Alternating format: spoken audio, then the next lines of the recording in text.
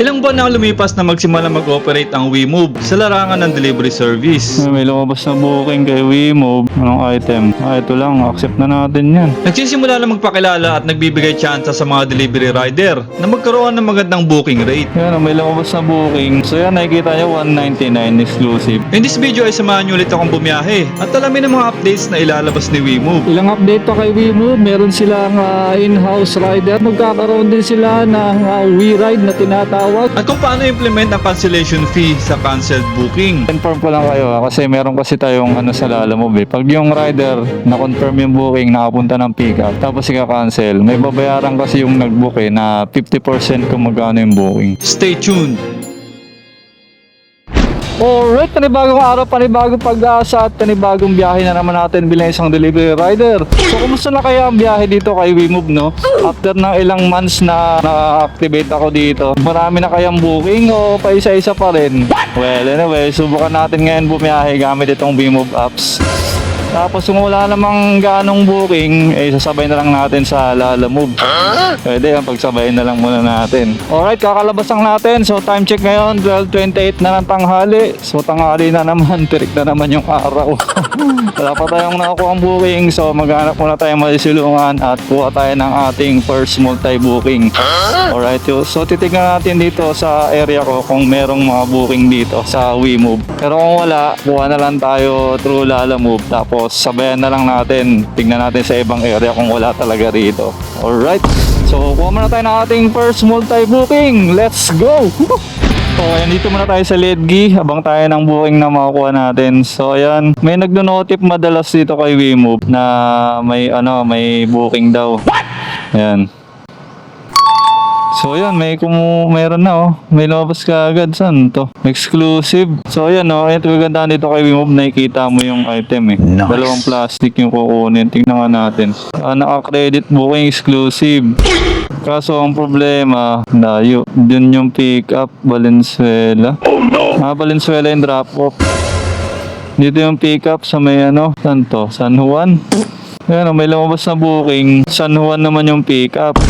Ayan, nandito tayo sa Fairview malabo na makuha natin yan, layo So yan, nakikita nyo 199 exclusive, credit booking. So ayan, dalawa na, may lumabas ulit na bagong booking, Pamarikina naman, kasi yung pick up dun din sa Nuwan. Oh no! Credit din, ganun din yung item, naka-plastic lang din na siguro mga tinapay ito. Yan San Juan to Marikina, ang layo, dito tayo kung dito lang sana sa area na to yung pick up, pwede kunin natin. May kumuha na ng Pamarikina. Itong pa Valenzuela, wala pa. So ang gawin natin, kuha na lang muna tayo sa Lalamove. Tapos signan natin sa ibang area kung makakuha tayo ng booking sa WeMove. Bandang siguro yung kunin natin. Kuha tayo ng booking sa Lalamove. Pupuntang San Juan or Mandaluyong. Diyan madalas may mga booking ata dyan. So ayun, may lumabas na naman Pick up ng Pasig papuntang Taguig naman. Instant booking. Yan 143. Layo So may mga booking na pumapasok kaso sa malalayong area. So dito sa area ko wala pa talaga gaano. So tara, kuha muna tayo sa Lalamove. A few moments later. Alright mga paps, may nakuha na tayong ating first booking papuntang Ortigas Center sa Pasig. Wow! So ayan, kunin muna natin tong item na to. Documents daw sa notes po, di ko pala na-edit po, 149 lang po SF. Tara, kunin muna natin to, let's go. Wala magre-receive, paano yan? Oh no! Anong gagawin dito? Ika-cancel? Cancel na lang po. Di pa, paano yung na-confirm na yung booking na napunta na ako dito ng pick up? Ano niyo po ba sa pick up? Hindi kasi, may kasi yung Lalamove. Pag yung rider na-confirm na yung booking, tapos pumunta na ng pick up. Pero pwede po kaya ako yung mag-cancel na lang. Marunong ako mag-cancel. Nagka-cancel din po talaga ako kasi sa kanila din po. Kahapon, cancel din siya. Pero tinawagan po siya agad ng rider. Ano pa lang po sa amin. Kuya, patawag po muna ba kasi ayun nga po, ma-inform din siya. Hindi, ganito na lang ma'am. Kasi, mahirap din kasi nagkukonsumo kami ng gas Mahal din kasi ng gas saka yung oras na papunta namin dito. For example, 2 kilometers to 3 kilometers. Laking sayang din sa amin yan. Laking kawalan din sa amin. Bago nyo po i-book, i-confirm nyo po muna dun sa magre-receive. Nga po Tapos sabi ko, may book ko na po ah. Sabi niya, sige, book mo na. Tapos yung pala, hindi pala pumasok yung ano niya, client. Pero seller ko lang dito kasi po pare. Ako yung supplier niya. Kasi i-inform ko lang kayo kasi meron kasi tayong ano sa Lalamove. Pag yung rider na-confirm yung booking, nakapunta ng pickup, tapos i-cancel, may babayaran kasi yung nag-book na 50% kung magkano yung booking. 2%. Oo. Bali 70 po na. Oo, ganun. Ma-message niya lang po ko. Tapos, sige po, bayaran ko sa Gcash na lang. Kasunod, i-confirm niya maigi talaga. Silong ka muna, initan ka na dyan. Kaya send mo na sa akin para masend ko na doon. Salamat, paki-cancel na lang ha. Thank you. So yun, sinendan tayo ni customer ng 70 pesos. Sa pag ganong may mga cancel. Tapos na-confirm nyo na yung booking, tapos nakarating kayo ng pick-up.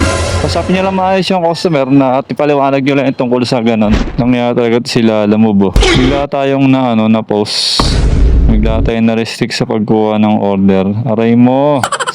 Customer na nga yung nag-cancel eh. Na-please pa rin ako. Ang galing. Wow! Nangyaya talaga. Ayun, tenga. Sayang oras. A few moments later. Oh, grabe. Nakakuha rin ng booking.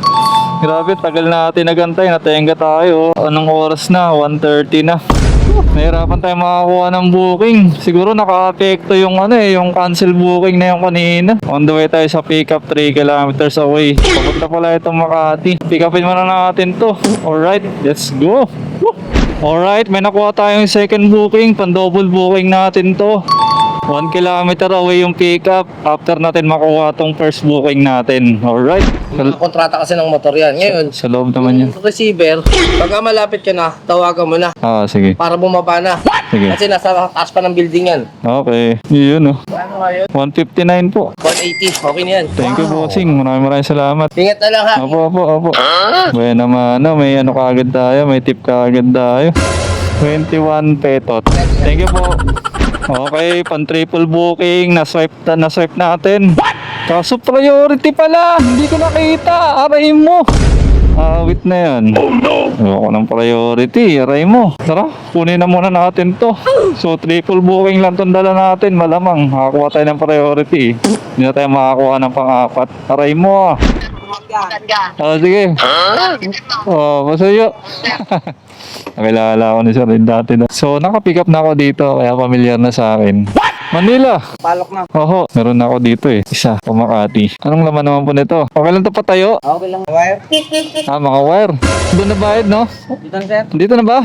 O, sige. Kano yun sir? 112, bossing. 112. Oho. Tapos na. Okay na yun sir. Okay na to, sir. 112. 112. Oo. Wala pa isang dana. Wala pa. Ano yan? Salamat po ah. Okay, may tip na naman tayo. Wow! Bueno mano ulit. Sana swerte. Thank you po. Sana dito sa third pickup natin, ay kaso sa may mango sago pala yung third pickup natin. Saktuhan ang bigayan dito eh. Sa pickup ng mango sago. Swerte na lang kung magtitip yung nasa drop off. Nakunin na natin dito, tapos larga na tayo. Wala tayong makuha na itong pang-apat kasi nakakuha tayo ng priority. Alright, dito na kaagad tayo sa pickup ng mango sago. Ito, suki yan eh. Ano yan? Pick up na, Paps? Saan? Bulacan hanggat. Priority yan, no? Laging priority na rito eh. Chip! Yun, oh. Siyempre, mango sago. One. Opo. Layo-layo yun. Ilang kilometers yan? Hanggat. 37, no? Kano yun na? Ha? 350. 350. Pwede na ako yun. Dalawa. Oo, buti hinuli mo, no? Ayos yan. Ay, solid na yan, ah. 3.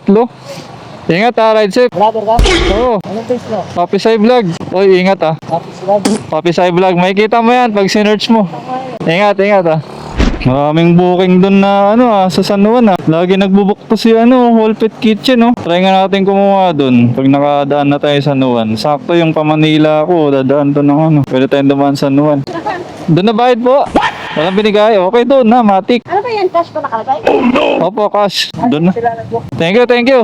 Ay, wala na pala to. Dahil puno na yan. Dito na lang sa unahan. Ito ka na lang. Dahil puno na. Alright, so triple booking lang muna yung dala natin. Dahil nakakuha tayo ng priority booking na pa Manila. So, 2 Manila dala natin. Tapos isang Makati. So sa uwi mo, wala pa rin tayo nakukuha dahil walang booking na mapasok dito sa area ko. But anyway, deliver na muna natin to. So late na talaga. Sobrang natagalan tayo dito at natenga tayo ng medyo matagal. Anyway, kaya pa naman yan, maaga pa naman, babalikan na lang tayo. Deliver na natin tong 3 buhay natin. Alright, let's go!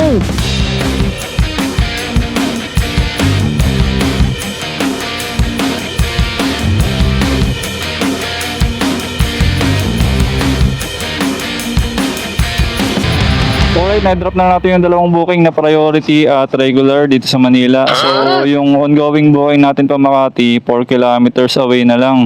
Silip tayo dito sa may WeMove kung may makuha tayong booking papuntang Makati. So, walang lumalabas. So, wala pa. Alright, so walang booking dito ngayon kay WeMove sa may Manila banda. So, diretso na muna natin to pa Makati. 4 kilometers away na lang sa ating drop-off. Alright, let's go! Okay na. Salamat. Okay, drop na. Wala na tayong ongoing booking. Tapos na yung triple booking natin. 3 booking pa lang tayo so far. Hapon na. Alas 3 na. Aray mo. Tumal ngayon Wala pa tayong nakuhang credit. Magkano na lang itong balance na to? 24 na lang. Isang booking na lang to. Wala, makakuha tayo ng credit muna. A few moments later. Alright, nakakuha tayo ng next booking natin. Credit booking naman, malapitan lang. Wow! Kunin muna natin to. Ilang kilometers ba ang pick up nito? 2 kilometers away yung pick up along Chino Roses. Tara, kunin muna natin to. Credit booking muna tayo para magkaroon ng laman yung top up natin. Let's go! Tayo sa pick up. As usual, may na-swipe tayo na booking papuntang San Juan. Kaso priority booking, kinuha ko na. Pass booking naman to. So after natin ma-pick up tong credit booking, puntahan kaagad natin tong priority booking natin. Unahin ko naman na pick upin yung priority. Mas malapit kasi yung credit booking dito banda, Chino Roses. So unahin ko na muna to. Yung papuntang San Juan. Pick upin ko muna dito lang 500 meters away na lang bago yung sa credit booking. Dito kasi yung Chino Roses. Alright, let's go. Alam mo na ito po. Foods po yan. Foods. Alright. Doon na bayad, no? Ay, dito sa akin po. Dito po ba? Gcash po. Saan na lang pang cash out? Okay lang? Sige po. Thank you. Okay na ko yan. Okay na. Thank you Sige po. Sige. Alright, punta na kaagad natin yung ating next pick up. Yung credit booking. Meron pa tayong 1.2 kilometers away. Alright, let's go. Thank you. Picture na lang ako. Alright. Okay na? Okay. Thank you. So pansin nyo mga paps, yung top up balance ko is nasa 24 na lang. Tapos nakapag double booking pa rin tayo. Isang cash, isang credit. So makakuha ka pa rin pala ng double booking kahit na 24 na lang yung balance ng top up mo. Mas makakuha ka ng isang credit kasi kung puro cash yung kukunin mo, hindi ka rin makakuha. Hindi ka makapag double booking. So ayun, tara deliver na muna natin kasi naka-priority yung isa natin. Daan na lang muna natin tong credit dito lang banda 5 kilometers away. Guadalupe. Alright, deliver na muna tayo. Let's go!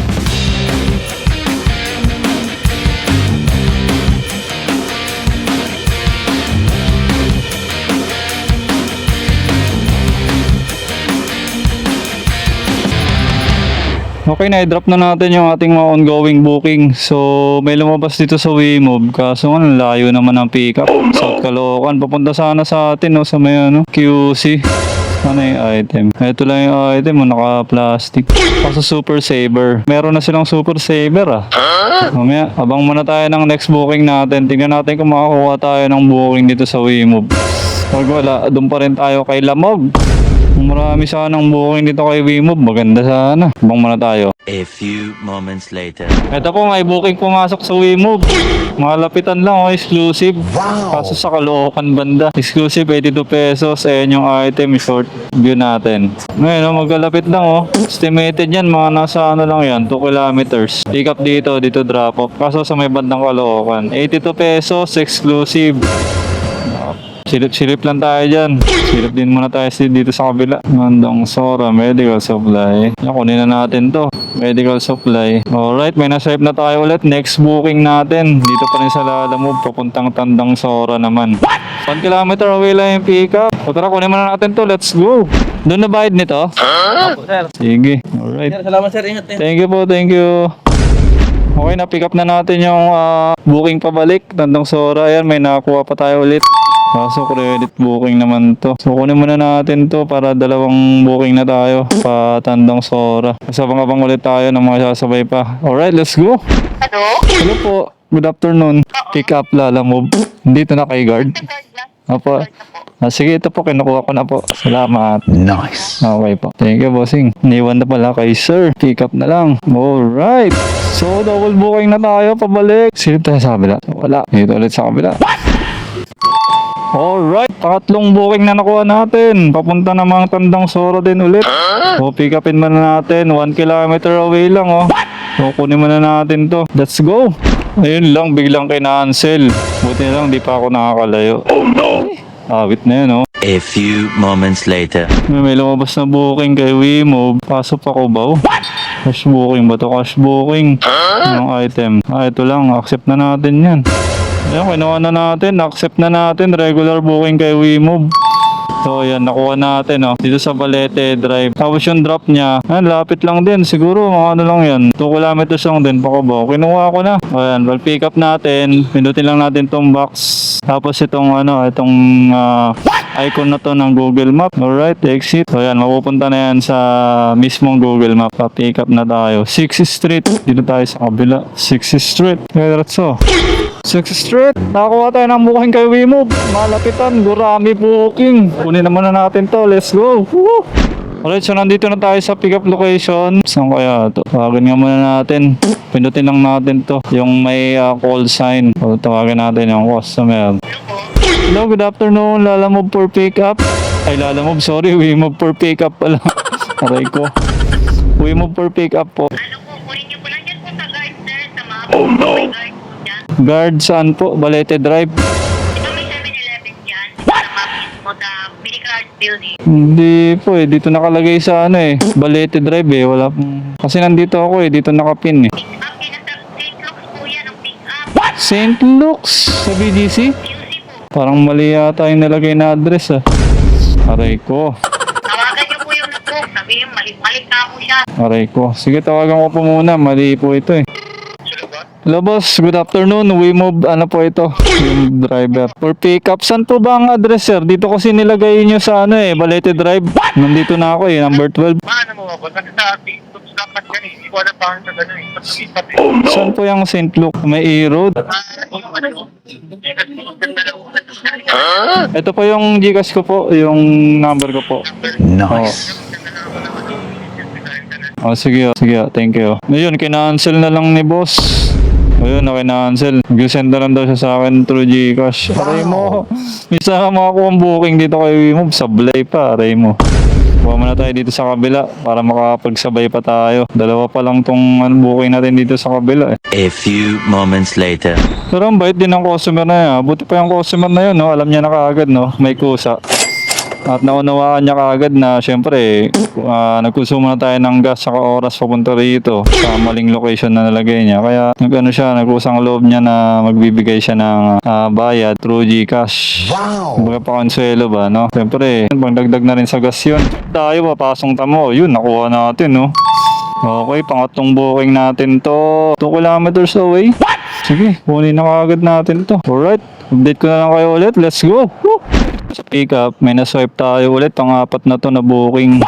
Drop natin to sa may Trinoma. Alright, tama-tama. Along the way. So, nakuha natin. While waiting, ang tagal nung lumabas ng customer ah. A few moments later. Doon na bayad po sa kanya. Thank you. Alright, item pick up. Diretso na tayo dun sa pang-apat natin na pick up. Sakto, naka-multi-booking pa rin tayo pabalik. Wow! Arrange muna natin maigi. Okay, nandito na tayo sa pick up location. Tignan mo, may pumasok na naman na booking sa Wimove. Pick up Taguig, papuntang Bacoor City, Cavite. So yan, may mga booking na rin talaga. Doon na bayad?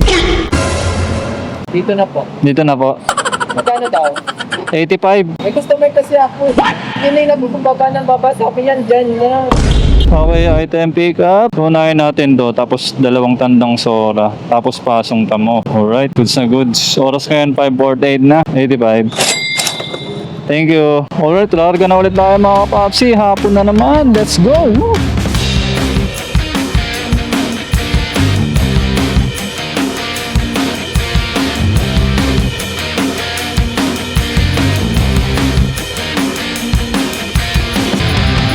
Leslie?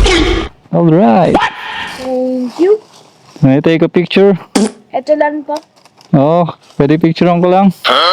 Yep, sorry. It's okay. Alright, thank you so much. Have a good night. Yeah. A few moments later. Alright, last drop na lang tayo. May 3 kilometers away pa dun sa last delivery natin. So update sa booking ni Waymo ba yun? So nakita naman natin may mga booking na rin naman na pumapasok. Pero hindi pa rin talaga ganun karami. Hindi pa rin talaga ganun kadagsa. Kagaya sa Lalamove, di ba? Pag binuksan mo kahit saang lugar, marami talagang booking na pumapasok. So kahit pa paano, may mga changes naman at nadadagdagan din naman yung mga customer na nagbubook dito kay Waymo. So hopefully masipush pa nila yung pag-market at pag-promote ng platform nila, no? Para magtuloy-tuloy at mas dumami pa yung mga customer na mag-book dito kay Waymo. Ilang update pa kay Waymo, meron silang in-house rider na tinatawag, o yung full-time rider na tinatawag. So ang pagkakaalam ko dyan sa in-house rider, meron silang guaranteed na 800 pesos a day. A day sa pagdi-deliver. Tapos naka-assign sila sa mga specific stores. Tapos yung mga booking nila is exclusive lang para sa mga in-house rider. Hindi ko lang alam pa kung ano yung mga ibang benefits niyan. Tapos di ko lang alam kung paano yung sistema dyan. Tapos sa mga Waymo riders dyan na nakakapanood, tapos nakapag-try ng in-house rider, comment down below kayo mga paps kung ano yung sistema niyan. Para magka-idea tayo kung sino mga nakatry na ng in-house rider, kung okay ba, kung guaranteed ba talaga na may 800 per day, kung ano pa yung mga benefits niyan, no? Comment down below kayo dyan mga paps, share natin yung mga na-experience nyo para magkaroon na idea yung mga kapwa riders natin, ano? Hindi ko kasi tinry yan in-house rider kasi di ko trip talaga yung may sinusunod akong oras or may nakatoka ako sa isang area, yung ganon. Gusto ko kasi ano lang freelance rider lang ako. Kung hawak mo yung oras mo, kung saan mo gustong kumuha ng mga booking o sa mga papuntang drop-off. May mga specific area lang ako na kinukuhanan at pinupuntahan. Ayoko yung na-assign ako sa isang area tapos ibabato sa'yo kung saan-saang lugar, di ba? Saan-saang lugar ng deliver. Hindi ko trip yung ganun Mas okay ako sa pagiging freelance rider lang. Alright, so ilang updates pa kay Waymo. Magkakaroon din sila ng WeRide na tinatawag. So ibig sabihin, pwede na rin na mag-angkas ng tao, no?